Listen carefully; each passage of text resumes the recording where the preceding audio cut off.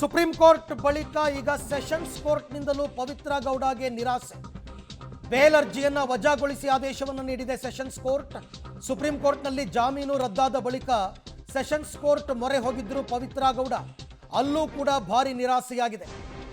ಇಡೀ ಪ್ರಕರಣವನ್ನು CRPC ಅಡಿ ನೀವು ದೂರು ದಾಖಲು ಮಾಡ್ಕೊಂಡಿದ್ದೀರಾ, ಆದರೆ BNS ಅಡಿಯಲ್ಲೇ ಆಗಬೇಕಾಗಿತ್ತು ಅಂತ ಒಂದು ಸಣ್ಣ ಎರರನ್ನು ಪವಿತ್ರ ಗೌಡ ಪರ ವಕೀಲರು ಕೋರ್ಟ್ ಮುಂದೆ ತಂದಿದ್ರು. ನಾವು ಬೆಳಗ್ಗೆನೂ ಹೇಳ್ತಾ ಇದ್ವಿ, ಇದೊಂದು ಮೈನರ್ ಎರರ್ ಅಷ್ಟೇನೆ.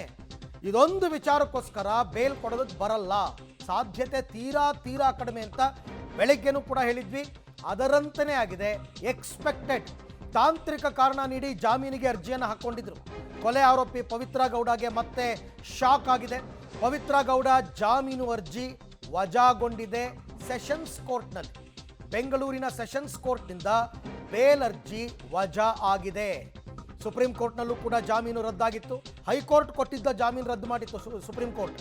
ಈಗ ಸೆಷನ್ಸ್ ಕೋರ್ಟ್ನಲ್ಲೂ ಕೂಡ ಬೇಲ್ ಅರ್ಜಿ ರದ್ದಾಗಿದೆ.